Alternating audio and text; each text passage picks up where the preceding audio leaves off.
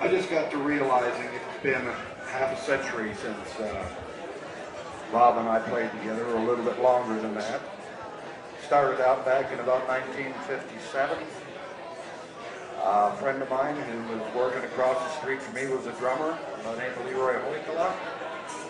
And he came by one day and he says, I've been practicing a little bit with this guy down the street here, and we need a guitar player. So the three of us got together, and over the next year and a half, we put together the Golden Chords. Bob at the time was only a piano player. He knew a few chords on the guitar, but he couldn't really function too well on the guitar, so he would learn the songs on the piano, and then he would sit down and I would show him what the chords are and teach him what chords to use, and then he would play the guitar. I think his real preference was the piano, and this is coming out of northern Minnesota, which, even though I was born and raised there, they're 10 or 15 years behind the rest of the world. It's a mining country up there. People are very set in their ways. Rock and roll had just started, and probably nobody over the age of 15 really accepted it. Younger kids did. We had a good time with it. So we put together a rock and roll band, or probably a blues type of band. And we tried to get some jobs, but they just weren't out there for us. Nobody wanted to hire this crazy guy. And with Bob, he had seen a movie or two with Little Richard. So Bob became the white Little Richard of northern Minnesota. And he would stand behind the piano and he would play loud chords, both feet going like this. He had the hairdo that Little Richard did. And they used to say, who's that little rooster stuck around up there a lot? And we tried to get into the teenage clubs that were up there, but they wouldn't hire us. Because if you were a polka band or a big swing band, that was sound in those days, they just didn't want you in there. So we ended up playing in a place called Cleaner's Barbecue. It was a restaurant. And on Sunday afternoons, the place was closed except for the cleaning crew. And a couple of the proprietor's sons were about our age, and they got us in there. So we would play in the barbecue in the restaurant. And we drew quite a crowd in there. And then we decided to book our own shows. And on front of these shirts, a place up in Minnesota called Singing, which is a restaurant, an atrium that's dedicated to all memorabilia up there. They made these out of the old advertisement. And the only way we could get a job was we went out and rented the National Guard Armory, and we hired police officers to watch over it. We went out and rented a PA system, which was a dual application deal. It had a Bogan amplifier that was either 110 or 12 volt, with a turntable on the top and a couple of big speakers.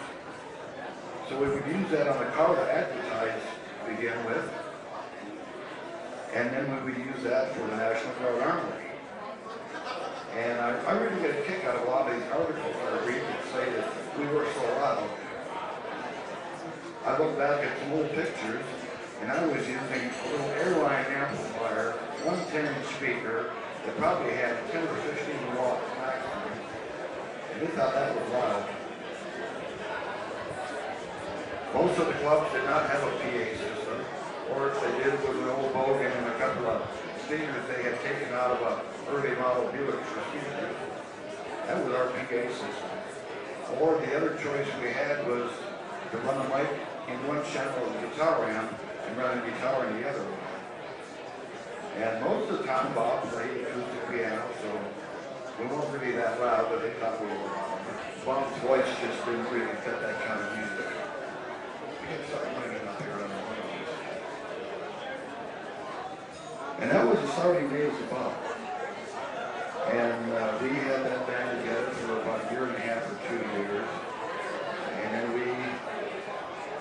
kind of do our split, go different directions. Bob stayed with his more or less his rhythm and blues stuff, and Leroy and I went on to more of the commercial rock and roll. We remained friends with Bob was still there. And we got one part of that was after we had booked the job at the Armory, Bob decided we should go on television. The closest TV station was down in Duluth, Minnesota. And on Sunday mornings at about 10 o'clock in the morning, there was a polka show down there that had guest bands. And we ended up on the Shimoleski Brothers Polka Party. And that was Bob's first exposure to TV, my first exposure to TV. And I guess all three of us were just scared out of our wits to go on there, but we survived it somehow. A lot of Bob's songwriting started way back in those days. He would listen to Shreveport, Louisiana, mostly during the winter time when the cloud condition was such that we could pick up the signal from down there. And he would sit there and night after night write down the words and try to figure out the kind of music it was. And then we would have a practice session. We would all sit down and we would kind of sing along, and we'd try to figure out where the song went. A lot of times he would work it on the piano, and then I would take the piano parts that he had and convert that over to guitar and teach Bob the guitar on the songs. Tonight out there in Minnesota, they're celebrating Dylan Days just as we are here. It's also his 50th reunion this year, so there's a lot of people out there right now having dinner up at Zimmy's in Minnesota, and they are celebrating Dylan Days along with us.